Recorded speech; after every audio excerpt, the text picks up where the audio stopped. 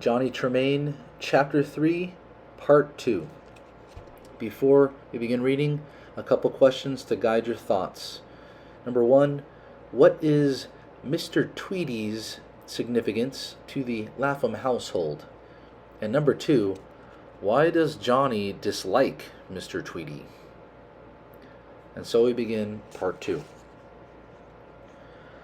The coming of Mr. Percival Tweedy, journeyman silversmith of Baltimore, cast a longer and longer shadow over the Lapham household and conversation. While the terms of partnership were being drawn up, he stayed at a cheap lodging house on Fish Street. Johnny left right after breakfast and often did not return until dark. He did not meet Mr. Tweedy for a long time, and he got tired of hearing about him.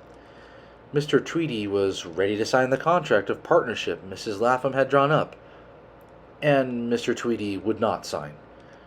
When Mr. Tweedy came to the shop, it was Dorcas he seemed to fancy. No, it was Madge. Although almost 40, he was still a bachelor. Mrs. Lapham had asked him about that. Johnny already hated the very sound of his name, and then one morning, before breakfast, he met him.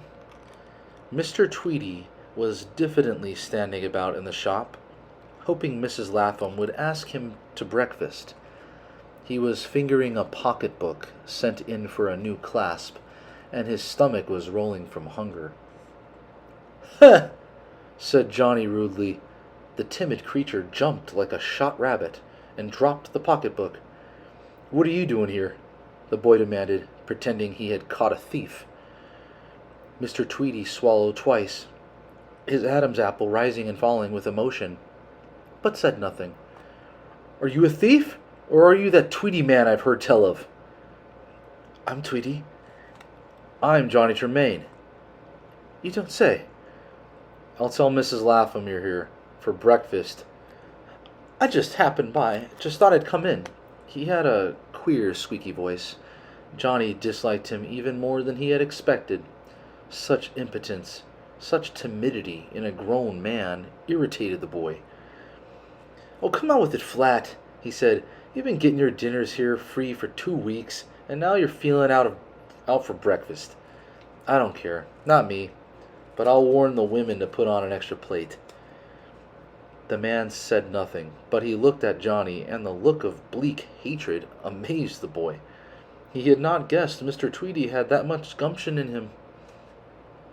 Mrs. Lapham came thumping down the stairs. It was her second trip to the foot of the attic ladder, and she still wasn't sure Dove and Dusty were out of bed. Everything had gone wrong. Breakfast was late, Madge had a felon on her finger and wasn't good for anything, and Dorcas was complaining because there was no butter for breakfast. She had slapped Dorcas, who had gone out back to cry.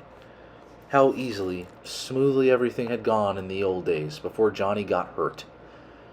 Then the household went like clockwork, and the shop had earned money for butter and butcher's meat once or twice a week. The sight of Johnny Tremain standing there in the lower hall, doing nothing, good for nothing, irritated her. "Hurry!" she snorted, and waddled into the kitchen, Johnny on her heels. The fire was smoking, and she knelt down to mend it. Johnny might have done that while she was upstairs. Although Johnny was now looked upon as something of a black sheep, and Mrs. Lapham was no longer telling him he would end up picking rags, but on the gallows, he thought it behooved him to tell her just what he thought of Mr. Tweedy. "I can see why that Tweedy has never been a master smith. He hasn't the force of character. As a man, he's no good. If he is a man, which I doubt. I think he is somebody's spinster aunt dressed up in men's clothes." Mrs. Lapham heaved herself to her knees and brushed back her streaming hair with a red forearm. "You don't say!" Her voice showed her exasperation. She had found Mr. Tweedy herself. She was trying to nurse him along, to get the wary creature to sign her contract and marry one of her girls. "Yep, I do say," said Johnny. "I've just been talking with him. He's no good, and he's here now?" "Yep, In the shop. That squeak pig is trying to horn in on breakfast." The doors were all open. Anyone in the shop could have heard Johnny's insults. Slowly, like a great sow pulling out of a wallow, Mrs. Lapham got to her feet, glaring down at Johnny, her enormous bosom heaving. "And I'm going to tell you what I think of that squeak pig." Without a word, and before he could finish his remarks or dodge, Mrs. Lapham gave him a resounding cuff on the ear. "Sometimes actions do speak louder than words," she said, "and this is one of them times. You get right out of here, Johnny Tremain. That tongue of yours isn't going to do any more damage in my house."